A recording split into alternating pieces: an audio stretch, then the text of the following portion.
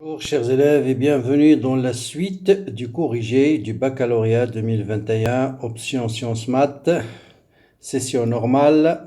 Donc c'est un cours IG que j'ai déjà fait juste après l'examen, après le passage d'examen. Je le refais maintenant avec plus de détails et dans cette partie je vais traiter le nucléaire. Bon, ce sera très rapide. Ensuite je vais traiter la partie électricité avec plus de détails.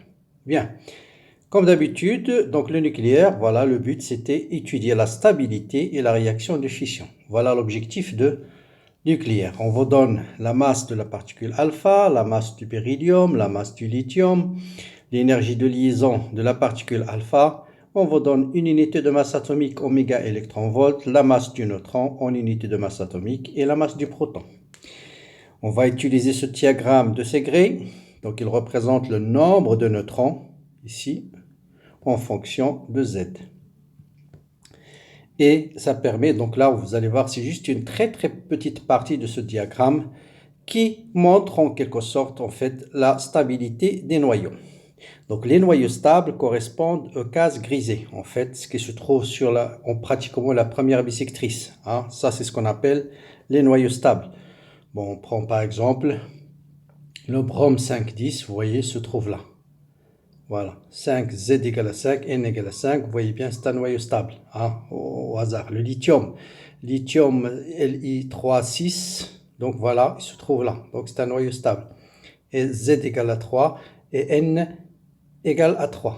Bien. Donc, on vous dit, donnez le nombre d'affirmations justes. Là, il faut faire très attention à ce type de questions. C'est le nombre, des fois on vous dit le nombre d'affirmations justes, le nombre d'affirmations fausses. Donc, vous donnez juste le nombre d'affirmations justes. On va le justifier, nous. On vous dit la non-stabilité d'un noyau peut être due au grand nombre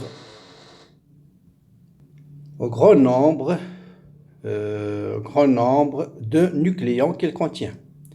Donc la non-stabilité, c'est une affirmation correcte parce qu'on va voir qu'un noyau est de temps moins stable que le nombre de nucléons va augmenter. Donc il a tendance à se désintégrer en émettant des particules, en particulier des particules alpha. Donc ça c'est une bonne réponse, vrai.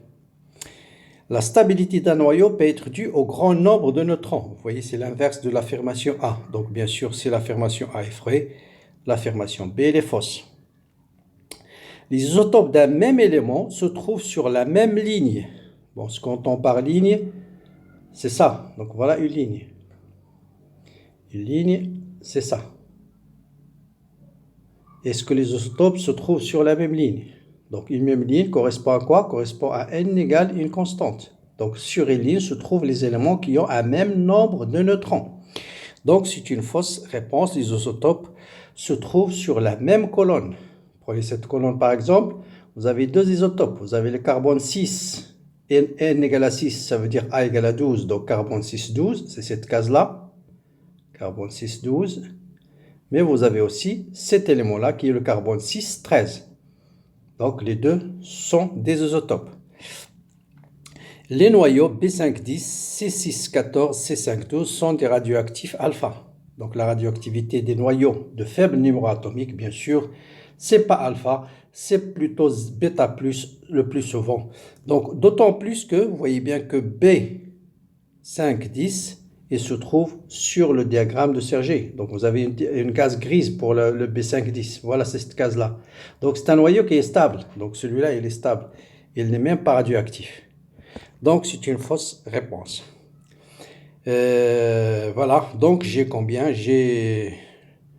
les noyaux sont... Donc, voilà, il reste encore une affirmation. L'affirmation E, le noyau B5,10 est stable. Oui, c'est ce que je viens de dire. B5,10, c'est un noyau qui est stable. Donc, c'est une bonne réponse. Donc là, on va répondre par le nombre d'affirmations justes est 2. Bien. Maintenant, Voilà le diagramme de secret. Bon, ça c'est juste le tiré de la littérature. Donc pour tous les éléments atomiques, vous voyez là, on vous a donné juste cette partie-là. Et vous voyez, ça c'est le nombre de noyaux stables. Il se trouve sur cette ligne-là. C'est la ligne de stabilité. Et vous voyez bien que de plus en plus les noyaux possèdent un grand nombre de nucléons, plus ils s'éloignent de la courbe de stabilité, il devient beaucoup moins stable. D'accord? Et leur radioactivité, c'est plutôt alpha. D'accord? Bien, maintenant, deuxième question, on va passer à écrire l'équation de la réaction qui correspond au bombardement d'un neutron par d'un noyau de bord par un neutron. Donc un neutron plus noyau de bord, on vous dit il donne la particule alpha qui est l'hélium de 4 plus lithium à Z. Bon, pour déterminer A et Z, il suffit d'écrire conservation de A. Pour A, donc c'est Z ici plutôt et A là. Donc conservation de Z, vous avez 5 plus 0 est égal à 2 plus Z. Donc ce qui implique ce Z égale à 3. Et conservation de Z ici, conservation de A, vous avez 10 plus 1 est égal à 4 plus A. Donc A est égal à 11 moins 4. Donc on a dit 10 plus 1, 11. Voilà, 11 moins 4, ça fait 7. Voilà, donc voilà, donc l'hélium 3,7. Donc il s'agit bien de l'hélium 3,7. Bien.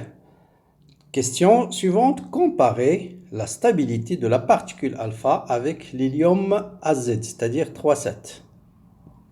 Donc maintenant, l'hélium 3,7, on l'a déterminé d'après la question précédente. Pour comparer la stabilité de deux particules, il suffit de calculer l'énergie de liaison par nucléon. L'énergie de liaison par nucléon. Par nucléon. Donc on nous a donné l'énergie de liaison de l'hélium. Il suffit de calculer l'énergie de liaison par nucléon. Combien de nucléons contient la particule alpha? 4, de protons et de neutrons. Donc l'énergie de liaison par nucléon, c'est 7,07 mégaélectronvolts par nucléon. Pour le lithium, il faut la calculer. Donc l'énergie de liaison d'un noyau, d'une façon générale, c'est Z fois la masse du proton, plus A moins Z fois la masse du neutron, moins la masse du noyau, fois C carré. Donc je remplace la masse du proton par sa valeur, la masse du neutron par sa valeur, la masse du lithium par sa valeur. Après un petit calcul, ça me donne 0,0403 en unité de masse atomique, multiplié par C carré. Or, une unité de masse atomique, c'est donné dans l'énoncé, 931,5 mégaélectronvolts par C carré. Donc, une unité atomique fois C carré, ça donne 931. Donc, je multiplie par 931 et l'unité, c'est en mégaélectronvolts. Et ça me donne 37,79. Bon, je laisse tomber les autres chiffres après la virgule. Bon, l'énergie de liaison par nucléon, combien de nucléons contient le lithium? 7. Donc, je divise cet élément par 7 et ça me donne 5,38. Et vous voyez bien que 5,38, il est plus petit que 7,07.